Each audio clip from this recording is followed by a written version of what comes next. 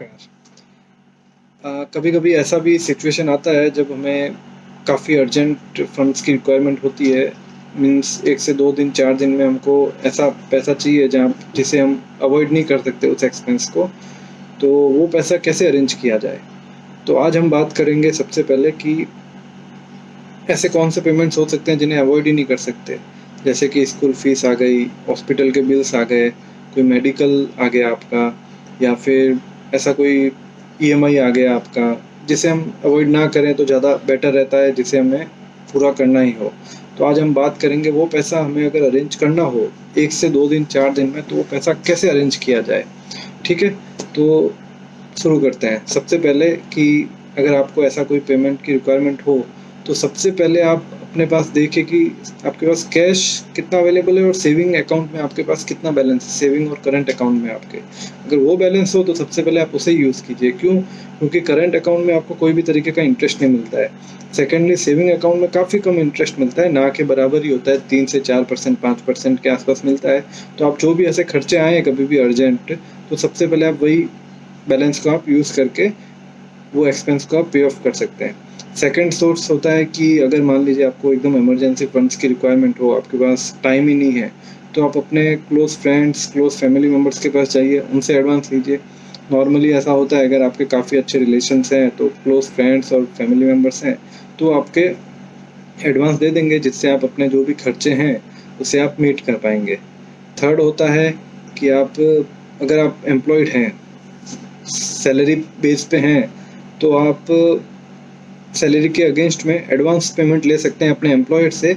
या फिर अगर आपके रिलेशन अपने एम्प्लॉयज़ के साथ में अच्छे हैं, एम्प्लॉयर के साथ में रिलेशंस अगर अच्छे हैं, तो आप उनसे 2 से 3 महीने का एडवांस भी ले सकते हैं। कोई कोई कंपनीज एडवांस भी देती है अगेंस्ट सैलरी। अगर आपका रिलेशन अच्छा है, आप लॉन्ग टाइम है, अगर आपका सर्विस अच्छा दे रहे हैं, तो आप वैसा भी कर सकते हैं। फोर्थ ऑप्शन आता है, अगर ये सब इजी वे थे, अगर ऐसा नहीं होता है, अगर आपके पास इन 3 सोर्सेस से भी है ना पैसा ना मिले, तो आप एक ऑप्शन यूज़ कर सकते हैं कि अगर आपके घर में गोल्ड अगर आपने रखा है, जो आइडल पड़ा है आपके पास ही पड़ा है, ज्वेलरी है आपके पास में, तो आप उससे, गोल्ड फाइनेंस कंपनीज होती है, उनमें आप दे के आप उनसे भी लोन ले सकते हैं। नॉर्मली वो लोन सिक्योर्ड होता है, तो उसके ऊपर आपको इंटरेस्ट भी काफ़ी कम पे करना पड़ता है, और उसके साथ में आपको जो गोल्ड की वैल्यू होती है उसका 70 से 80% कंपनीज आपको दे देती है। ऐसे लोन में आपका क्रेडिट स्कोर भी चेक नहीं किया जाता है, आपका बैंक स्टेटमेंट भी नहीं देखा जाएगा। क्यों? क्योंकि आपका गोल्ड पूरा मॉर्गेज हो जाएगा उनके पास में, पूरा कोलेट्रल में चला जाएगा। इसीलिए वो कंपनीज के लिए भी सिक्योर्ड है और वो आपको एक्सपेंसिव भी नहीं पड़ेगा। ठीक है, 4 ऑप्शन हमने बात कर ली। पाँचवें ऑप्शन की हम बात करते हैं, loan against shares, fix deposits and mutual funds. अगर आपके पास शेयर्स हैं, तो आप उसे भी गिरवी रख के 1 से 2 दिन के अंदर आपको वो लोन आपको भी मिल जाएगा। काफ़ी फास्ट होता है। एफडी के अगेंस्ट में भी आपको मिल जाता है। मान लीजिए आपने पुरानी एफडी की हुई है, आप नहीं चाहते कि वो आपको एफडी तोड़नी पड़े, तो आप उस एफडी के सामने भी लोन ले सकते हैं। नॉर्मली बैंक 1 से 2% आपका जो भी एफडी रेट रहेगा उसके ऊपर चार्ज करेंगे, तो वो लोन भी आपको काफ़ी सस्ता मिलेगा और काफ़ी जल्दी वो लोन आपको आपके बैंक अकाउंट में मिल जाएगा। ये भी हमने बात कर ली 5 ऑप्शन के बारे में। अगर ये सब भी ना हो, और अगर आपके पास में कोई प्री अप्रूव्ड पर्सनल लोन का अगर आपके पास में ऑफर हो as per your CIBIL score, आपके सिबिल स्कोर के हिसाब से आजकल काफ़ी बैंकों के फ़ोन्स भी आते हैं, ईमेल्स भी आते हैं, आपका सिबिल स्कोर अच्छा है, आपको लोन चाहिए।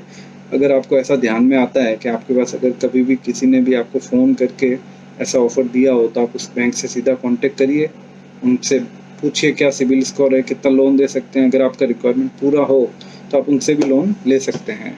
सातवां ऑप्शन आता है कि अगर आपके पास में ये सब चीज़ें होने के बाद में भी अगर आपको और रिक्वायरमेंट होती है, या फिर आपकी रिक्वायरमेंट पूरी नहीं हो रही है, तो अगर आपके पास क्रेडिट कार्ड है, तो आप अपने क्रेडिट कार्ड को स्वाइप करके भी आप सीधा कैश ले सकते हैं। अगर मान लीजिए आपको हॉस्पिटल का बिल पे करना है या फिर LIC पे करनी है, तो आप सीधा अपने कार्ड को स्वाइप कीजिए, आप पे कर सकते हैं। आपको कुछ टाइम मिल जाएगा वो क्रेडिट कार्ड के बिल के पेमेंट के लिए, तो उतने टाइम में आप बाकी और कोई सोर्स से अरेंज करके वो आप क्रेडिट कार्ड का बिल पे करके आप उसको भी ख़त्म कर सकते हैं। तो अगर एकदम अर्जेंट हो तो आप क्रेडिट कार्ड से भी कर सकते हैं। अगर मान लीजिए आपको ऐसा लगता है कि आप वो अमाउंट पे जल्दी से नहीं कर पाएंगे, आपको टाइम चाहिए, मान लीजिए आपको ऐसा रिक्वायरमेंट है, बड़ा रिक्वायरमेंट आ गया इमरजेंसी में, जिसे आप जल्दी से पे ऑफ नहीं कर पाएंगे वापस से।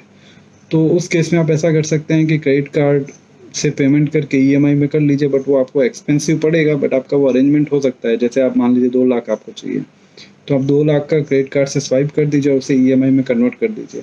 वो आपको काफ़ी एक्सपेंसिव पड़ेगा, 1.5% महीने का, 2% 3% का इंटरेस्ट लगेगा सालाना महीने का। तो वो ऑप्शन। एक और ऑप्शन आजकल जनरेट हुआ है, लोन फ्रॉम एप्लीकेशंस। आपने देखे होंगे काफ़ी सारे एप्लीकेशंस हैं, पेटीएम पे भी मिल जाएंगे, काफ़ी सारे प्ले स्टोर पे मिल जाएंगे, जहाँ पे वो आपको लोन देने की बात करते हैं। वो लोन भी आपको काफ़ी एक्सपेंसिव गिरेगा। ये ऑप्शन मैंने लास्ट में इसीलिए बताया क्योंकि ये सारे ऑप्शन से अगर कंपेयर करेंगे तो ये सबसे महंगा ऑप्शन पड़ता है। उसमें से भी अगर आपको काफ़ी अर्जेंट अगर रिक्वायरमेंट रहती है तो आप उससे भी, लोन एप्लीकेशन में से भी आप अपना पैन कार्ड केवाईसी और डाल के वो आपको बैंक में सीधा पैसा दे देंगे विद इन 2 आवर्स। ठीक है। अगर आपको ये मेरा वीडियो पसंद आया हो तो प्लीज़ लाइक कीजिए, कमेंट कीजिए, और भी सजेशन दीजिए। और भी अगर कोई टॉपिक्स ऐसे हो जिस पे आपको वीडियो चाहिए, अगर आपको कंटेंट चाहिए, तो प्लीज़ आप शेयर कीजिए मेरे साथ में।